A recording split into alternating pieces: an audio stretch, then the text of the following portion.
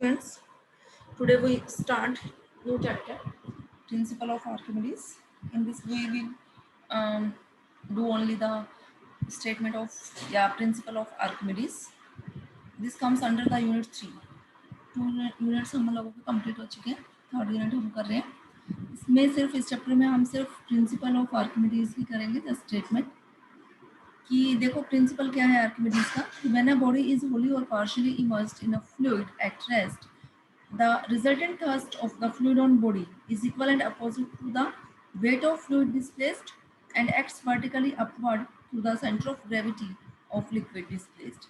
कि जब हम कोई भी बॉडी होली या पार्शियली इमर्स्ड करते हैं फ्लूइड में जो रेस्ट पर है, तो रिजल्टेंट थर्स्ट जो फ्लूइड बॉडी पर अप्लाई करेगा वो किसके इक्वल एंड अपोजिट होगा? Weight of the fluid displaced. क्योंकि जब भी किसी पार्टिकल को, बॉडी को हम लिक्विड में इमर्स्ड करेंगे तो हमेशा फ्लूइड क्या होगा, लिक्विड क्या होगा, डिस्प्लेस्ड हो जाएगा अपनी स्पेस से। तो जो थर्स्ट, रिजल्टेंट थर्स्ट जो फ्लूइड उस बॉडी पे लगाएगा वो किसके इक्वल होगा?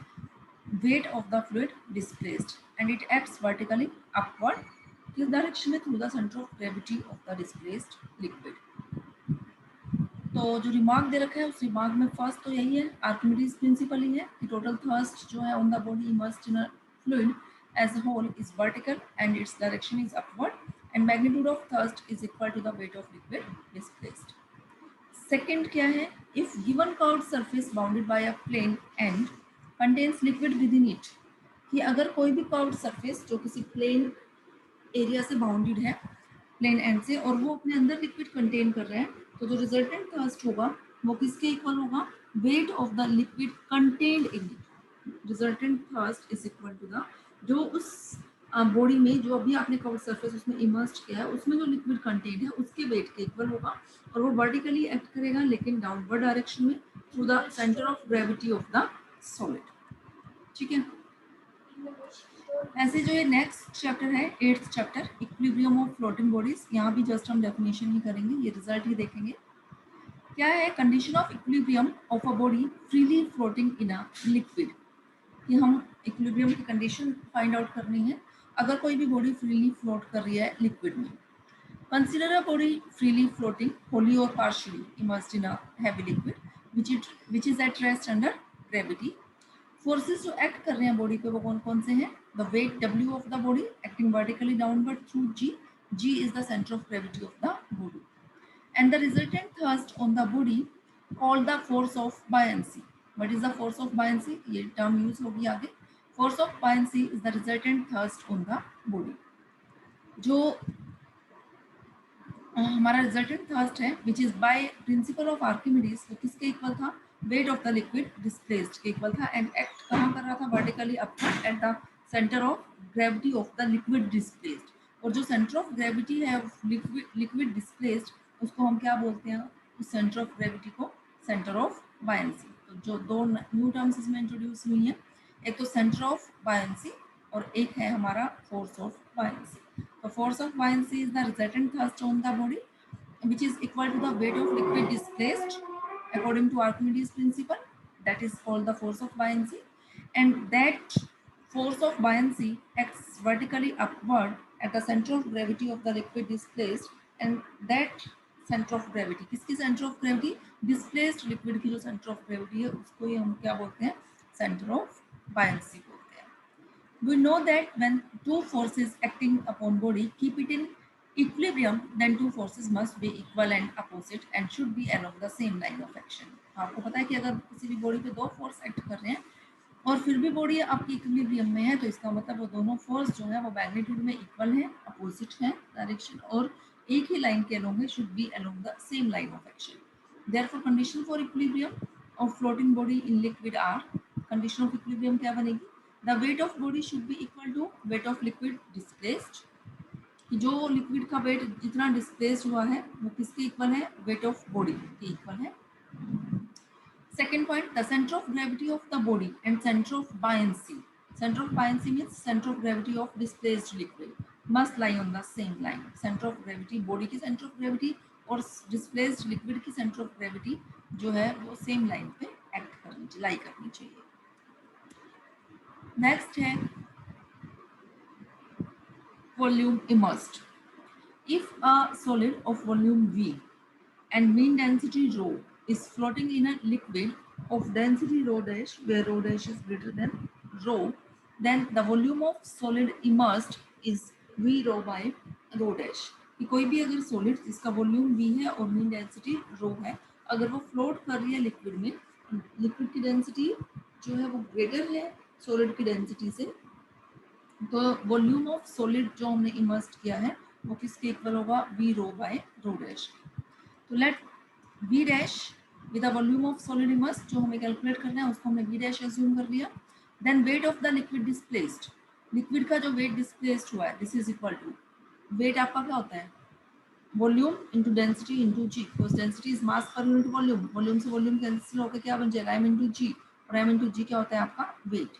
तो जो हमारा लिक्विड है, वेट ऑफ लिक्विड डिस्प्लेस जो हमने कैलकुलेट करना है, तो वो किसके इक्वल होगा, this is equal to the v dash rho dash g, and the weight of the solid, solid का वेट क्या हो गया आपका v रो g, क्योंकि सॉलिड का वॉल्यूम आपको क्या दे रखा है, v दे रखा है, और लिक्विड का वॉल्यूम जो है वो क्या है, v डैश. लिक्विड का वॉल्यूम जो डिस्प्लेस्ड, लिक्विड का वॉल्यूम किसके इक्वल होगा, जितनी बॉडी उसमें हमने इमर्स्ड की है उसके वॉल्यूम के equal. Now for equilibrium, equilibrium के लिए क्या कंडीशन है, weight of liquid displaced must be equal to the weight of solid immersed. तो इसका मतलब ये दोनों क्या हो जाने चाहिए, इक्वल. सो v डैश क्या आ गया, v rho by rho dash. Clear है. नेक्स्ट बोल रही है कि वॉल्यूम ऑफ सॉलिड इमर्स्ड, जो हमने सॉलिड इमर्स्ड किया, can not be greater than volume of the solid. बस in case of floating body, floating body के केस में तो v डैश जो था वो हमारा क्या था, वॉल्यूम ऑफ सॉलिड इमर्स्ड, तो it should be less than volume, v is the volume of the solid, क्योंकि जो वॉल्यूम है जो हमने सॉलिड इमर्स्ड किया है उसका वॉल्यूम जो है वो ग्रेटर नहीं हो सकता सॉलिड के वॉल्यूम से. Using that result we get v dash is less than v. v dash की हमने जस्ट वैल्यू रखी v rho by rho dash, it is less than v. So rho is less than rho dash. Thus, a solid can float in a liquid whose density is greater than that of a solid.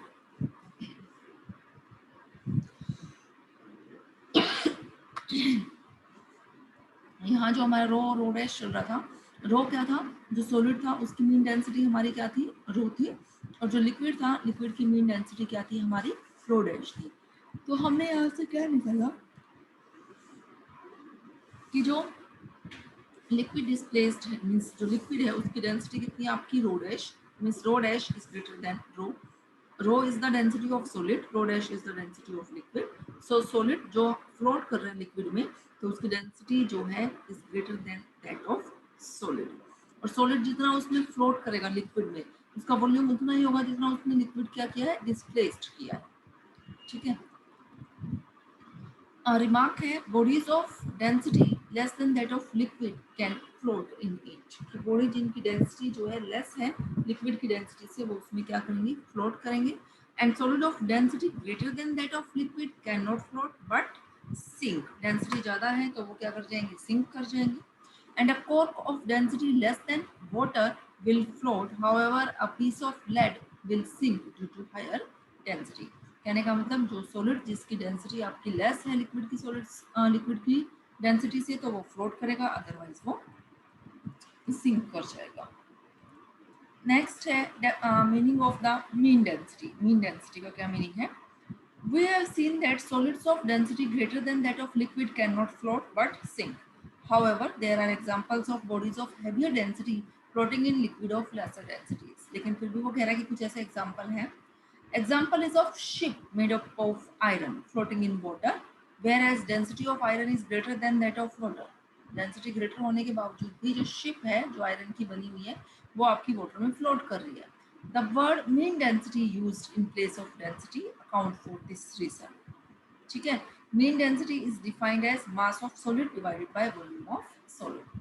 Even though density of solid is greater than that of the liquid, but casting it into shape so that volume becomes bigger and the mean density becomes less than that of water.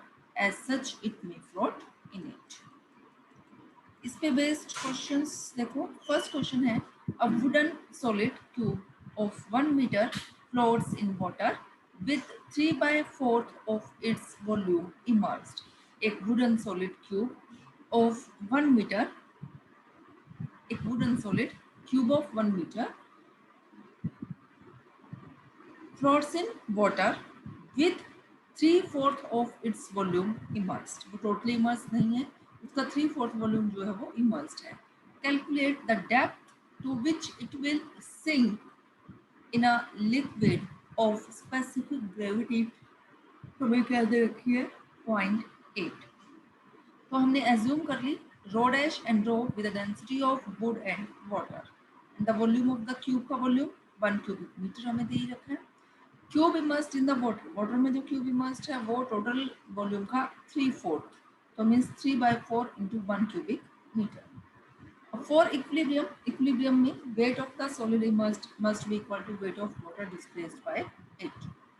हमने condition use की, values put कर दी और यहाँ से relation आ गया rho dash is equal to 3/4 row.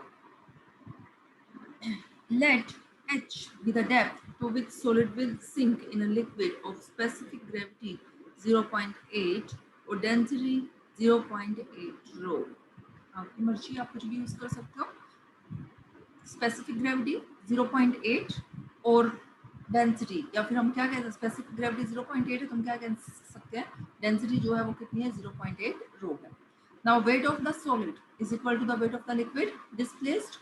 Solid का वेट भी पता है हमें, लिक्विड डिस्प्लेस्ड का वेट भी पता है, जस्ट हमने पुट करना है, रिलेशन यूज करना है जो भी हमें गिवन है, वहां से हमारा क्या निकल जाएगा एच निकल जाएगी, मीन्स डेप्थ निकल जाएगी.